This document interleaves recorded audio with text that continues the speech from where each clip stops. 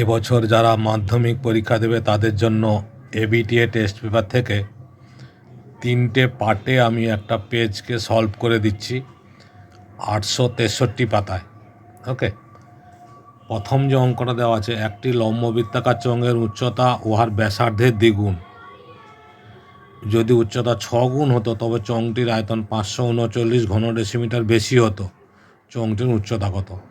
এই যে অঙ্কটা দেখছো, এটা কিন্তু অনেকগুলো পেজে আছে, আমি এর আগেও সলভ করেছি। হ্যাঁ, এখন আবার একটা দেখাচ্ছি। দেখো, বলেছে উচ্চতা যদি ব্যাসার্ধের দ্বিগুণ হয়, তাহলে উচ্চতা যদি এই আর ব্যাসার্ধ যদি আমরা আর ধরি, তাহলে উচ্চতা কী হবে? দ্বিগুণ, মানে 2r। তাহলে আয়তন কত হবে? চোঙের আয়তনের সূত্র আমরা কি জানি? পাই আর স্কোয়ার এইচ, পাই আর স্কোয়ার এইচ। তাহলে কী হচ্ছে? 2 পাই আর কিউব। ওকে, 2 পাই স্কোয়ার, এই যে 2 পাই স্কোয়ার এইচ, এইচ মানে 2r, তার মানে কত হচ্ছে? গুণ করলে 2 পাই আর কিউব। আবার চোঙের উচ্চতা যদি 6r হয়, তাহলে আয়তন কী হবে? পাই আর স্কোয়ার ইন্টু 6r, তার মানে 6 পাই আর কিউব। তাহলে শর্তানুসারে আমরা কি পাচ্ছি? বলেছে 539 ঘন ডেসিমিটার বেশি হতো। তাহলে 6 পাই আর কিউব মাইনাস 2 পাই আর কিউব সমান 539। এটাকে সলভ করেছি, তাকে এটা বিয়োগ করেছি। বিয়োগ করলে কত হচ্ছে? 4 পাই আর কিউব সমান 539।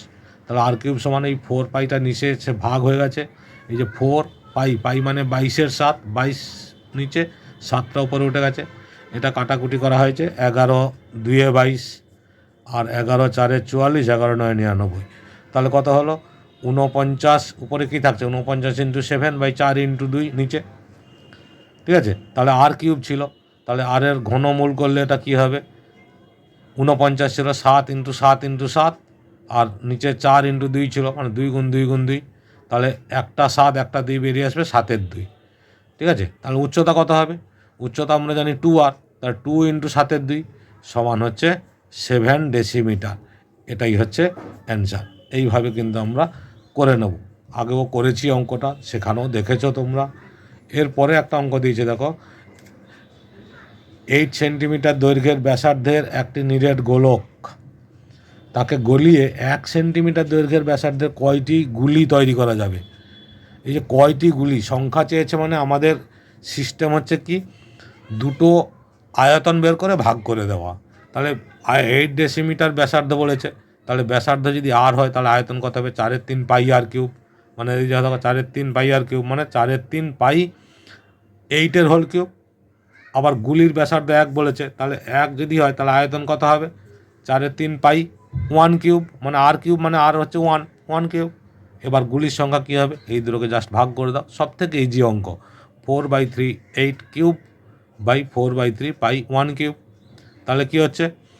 4/3 কেটে গেল, 8 কিউব বাই 1 কিউব। 8 কিউব মানে কত হয়? 512। 1 কিউব মানে 1, তাহলে 1 লেখার দরকার নেই, 512। তাহলে 512টি, এটাই হচ্ছে অ্যান্সার। ক্লিয়ার? এইভাবে আমরা করব অঙ্কটাকে।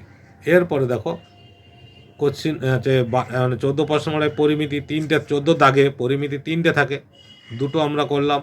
3 নম্বর পরিমিতিটা করতে হবে, দুটো করতে হয়। 3টে থাকে, দুটো করতে হয়। এটাতে কি আছে? একটি লম্ববৃত্তাকার শঙ্কুর ভূমিতলের ব্যাস 21 মিটার। ঠিক আছে, 21 মিটার, উচ্চতা 14 মিটার। তাহলে প্রতি বর্গমিটার বলেছে, মাথায় রাখতে হবে কথাটা, প্রতি বর্গমিটার যদি 1 টাকা 50 পয়সা হিসাবে খরচ হয়, তাহলে পার্শ্বতল রং করতে কত খরচ হবে?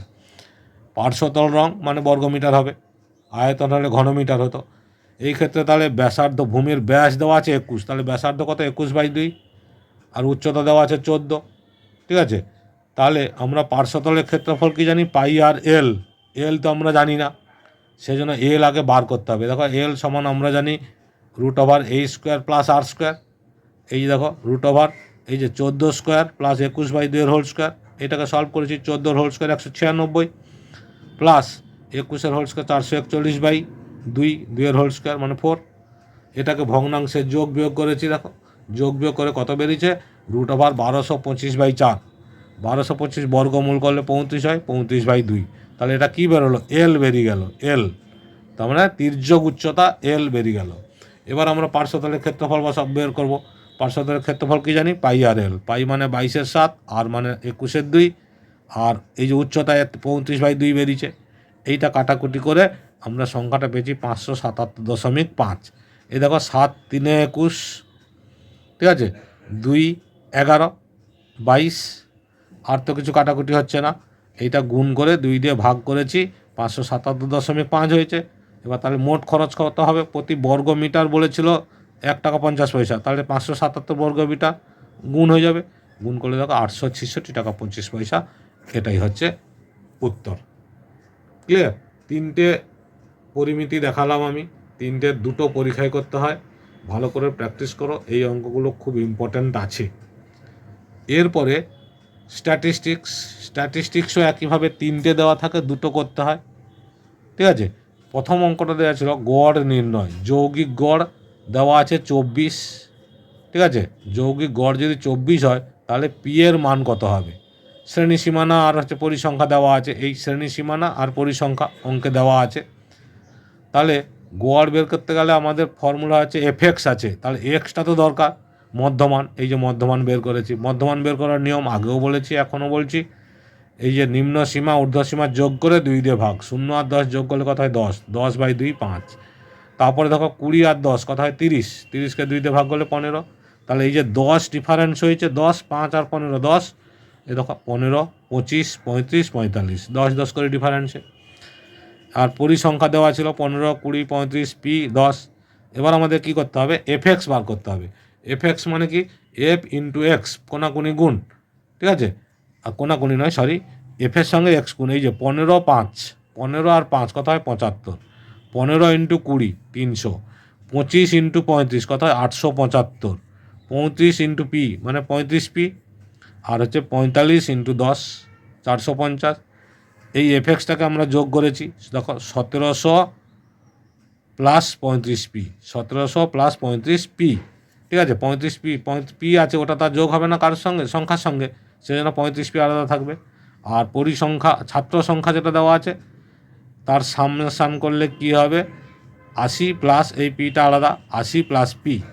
এবার আমাদের গড় নির্ণয়ের সূত্র কি জানি, গড় নির্ণয় সমান, গড় সমান কি, summation of FX by summation of F1।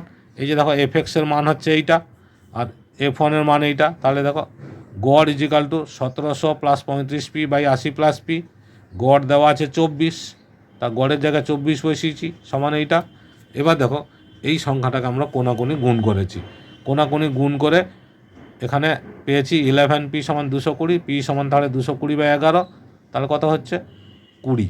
তাহলে 11 2 22 মানে 20, তাহলে উত্তরটা হয়ে গেল কিন্তু 20। তাহলে এটাই হচ্ছে কি, এটাই হচ্ছে পি এর মান। পি যে আননোন দেওয়া ছিল গড় অঙ্কে, সেটাই হচ্ছে পি এর মানটা কিন্তু আমাদের বেরিয়ে গেল।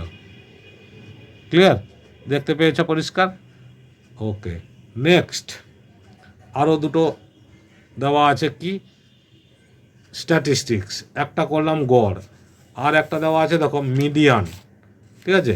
এই যে মিডিয়ান দেওয়া আছে, মিডিয়ানও আমরা নির্ণয় করেছি আগে। এই যে দেখো বলেছে মধ্যমান নির্ণয়, শ্রেণী সীমা দেওয়া আছে, এই শ্রেণী সীমাটা দেওয়া ছিল, পরিসংখ্যা দেওয়া ছিল। এবার আমাকে অঙ্কটা বার করতে হবে। মধ্যমান নির্ণয় করতে গেলে এই যে শ্রেণী সীমানা দরকার, কারণ শ্রেণী সীমা দেওয়া ছিল, এখানে কন্টিনিউয়েশন নেই, দেখো 51 থেকে 60, তারপরে কত দেওয়া আছে 60 থেকে 61, মানে এখানে এক ঘরের ডিফারেন্স আছে। সেই জন্য শ্রেণী সীমানাটা বার করতে মানে কন্টিনিউ করে নিতে হবে। তাহলে 1-এর ডিফারেন্স আছে মানে আমরা কী করব, 0.5-এর এদিকে মাইনাস করব, এদিকে প্লাস করব, ঠিক আছে। তাহলে 51 ছিল, তার মানে কত হবে 50.5, 60 ছিল মানে 60.5, এই দেখো 50.5, 60.5। পরে 61 ছিল, 0.5 মাইনাস করবো মানে 60.5, 70.5, এরকম করে পরপর আমরা শ্রেণী সীমানাটা বার করে নিয়েছি। এবার দেওয়া আছে পরিসংখ্যা, পরিসংখ্যা দেওয়া আছে কত দেখো 4 10 15 20 15 আর 4, এটা দেওয়া আছে। এবার আমাদের দরকার হচ্ছে ক্রমযৌগিক পরিসংখ্যা, ক্ষুদ্রতম ক্রমযৌগিক পরিসংখ্যা দরকার। সেটা কি করে বার করা হয়, যোগ করে করে। প্রথমে 4 আছে, 4 বসে গেল, 4-এর সঙ্গে কি 10 যোগ হবে, 4-এর সঙ্গে 10 যোগ হলে কত হয় 14। এবার এই 14-র সঙ্গে এই 14 সঙ্গে এই 15 যোগ হবে, এইভাবে 15 যোগ হবে 29, আবার 29-এর সঙ্গে 20 যোগ হবে 49, 49 সঙ্গে 15 যোগ হবে 64, 64-র সঙ্গে 4 যোগ করলে 68, এটাই হচ্ছে এন। তাহলে n/2 কত হচ্ছে? n/2 কত হচ্ছে? 68/2 মানে 34। এই যে n/2 এই মানটা দেখে আমাদের ডিসাইড করতে হবে এখানে কোথায় পড়ছে। ক্রমযৌগিক পরিসংখ্যায় 49, এটা বেশি হয়ে যাচ্ছে, তার মানে তার আগেরটাই হচ্ছে সিএফ, মানে 29টাই হচ্ছে সিএফ। আর এই যে 49, এখানে দেখো এই সংখ্যাটাই এফ, মানে এফটা হচ্ছে 20, আর সীমানার যে নিম্ন মানটা ছিল এই নিম্ন মানটাই হচ্ছে কত? এল। তাহলে এল দরকার, এফ দরকার, সিএফ দরকার, আর এইচ দরকার। এইচ তো ডিফারেন্সটা দেখো 10, 50.5 মাইনাস 60.5, এই। এবার আমরা মধ্যমার সূত্র কি জানি? মধ্যমার সূত্র জানি হচ্ছে L plus n/2 minus CF by F into উচ্চতা। এল মানে কত? ছবিতে আমি দেখালাম 80.5, এই যে 80.5 দেখো, এটা হচ্ছে এল 80.5 প্লাস n/2, n/2 মানে এই যে 34 মাইনাস সিএফ, সিএফ মানে 29, এই দেখো 80.5 প্লাস 34 মাইনাস 29 বাই এফ হচ্ছে 20, এইচ হচ্ছে 10। ঠিক আছে, তাহলে এইটাকে আমরা সলভ করে কি পাচ্ছি দেখো, 39 আর 34 প্লাস 29 মানে 5/20, এখানে ইন্টু 10, 10 2 20 কেটে নিচ্ছি, তাহলে কত হলো? 5/2, তাহলে 80.5 প্লাস 5/2, আর 5/2কে ভাগ করলে কত হয়? 2.5, তাহলে 80 প্লাস 80.5 প্লাস 2.5, তা কত হলো? 83। এটাই হচ্ছে মধ্যমা, এটাই মধ্যমার উত্তর। ওকে, নেক্সট লাস্ট একটা অঙ্ক দেখো এই পেজের, সংখ্যাগুরু মান নির্ণয়। সংখ্যাগুরু মানে দেখো শ্রেণী দেওয়া আছে, এই যে 45 থেকে 54, 54 নয় 55 থেকে 64, তাহলে এই এক ঘরের ডিফারেন্স, এই যে এক ঘরের ডিফারেন্স মানে এদিকে -0.5 এদিকে +0.5, অল টাইম শ্রেণী সীমানা বার করতে গেলে এই জিনিসটাই 0.5-এরই ডিফারেন্স থাকে। এক ঘরের ডিফারেন্স মানে 1/2 সমান 0.5। ঠিক এইটাকে আমি করে নিয়েছি দেখো, 44.45 ছিল তো, তাহলে কত হবে? 44.5, আর এটা 54.5, এই দেখো 44.5 54.5। তারপরে এখানে 55 ছিল, তাহলে কত হবে? 54.5 64.5। এইভাবে দেখো শ্রেণী সীমানাটা আমরা বের করে নিয়েছি। এবার এইখানে পরিসংখ্যাতে সবথেকে বড় সংখ্যা কোনটা? যেইটা বড় সংখ্যা সেটাই হচ্ছে F1। তাহলে F1 যদি বড় সংখ্যাটা হয় 32, তাহলে তার উপরের সংখ্যাটা হবে F0, তার নিচের সংখ্যাটা হবে F2। এই দেখো F0 1 2, এইটা আগে ডিসাইড করে নিতে হবে। এবার এই এফের যে নিম্ন সীমাটা ছিল শ্রেণীতে, শ্রেণী সীমানায় এই যে 74.5, এইটাই হচ্ছে এল। তাহলে সংখ্যাগুরু মানের সূত্র কি? এই যে দেখো সংখ্যাগুরু মানের সূত্র হচ্ছে L plus F1 minus F0 by 2F1 minus F0 minus F2 into H. তাহলে এল মানে এই যে 74.5 বললাম নিম্ন সীমা, প্লাস F1 মানে কত আছে? 32, এর ছবিতে পরিষ্কার দেখা যাচ্ছে যে 32, F1 মানে 32 মাইনাস F0 মানে 19, এই দেখো 32 মাইনাস 19 বাই 2F1, 2 ইন্টু 32 মানে 64, মাইনাস F0 মানে 19 মাইনাস F2 মানে 12। তাহলে এইটাকে যোগ বিয়োগ করে আমরা কি পাচ্ছি দেখো, এটাকে যোগ বিয়োগ করে পাচ্ছি 74.5 প্লাস 29, এই যে 32 থেকে 19 বাদ দিলে কথা হয় 13, আর নিচে এইটা যোগ বিয়োগ করে আমরা পেয়েছি 33। তাহলে 74.5 প্লাস 13/33 ইন্টু 10, এবার উপরে গুণ করে নিচ্ছি 13 10 130, তাহলে 74.5 প্লাস 130/33, ক্লিয়ার? তাহলে কী হবে? 74.5 প্লাস এই যে 130/33 ছিল, এটাকে আমরা ভাগ করে নিয়েছি, ভাগ করতে পেয়েছি 3.94। ঠিক আছে, 3.94। এবার এটাকে যোগ করেছি, তাহলে 74.5 প্লাস 3.94 কত হলো? 78.44। ঠিক আছে, এটাই হচ্ছে অ্যান্সার। তা 78.44 এটাই হচ্ছে সংখ্যাগুরু মান। ক্লিয়ার? আশা করছি বুঝতে পেরেছ, ভালো লেগেছে। জানি না ভালো লেগেছে কি না, কমেন্ট করো, অবশ্যই কমেন্ট করো। তোমরা প্রবলেম হলে অবশ্যই কমেন্ট করো, আমি কিন্তু সবার রিপ্লাই দেব। আর লাইক কমেন্ট শেয়ার করতে কিন্তু ভুলো না। ওকে, সাবস্ক্রাইব তো অবশ্যই করবে, অল বাটনে ঘন্টা বাজিয়ে রাখো, তাহলে কিন্তু সমস্ত ভিডিও তোমরা পেয়ে যাবে। ওকে।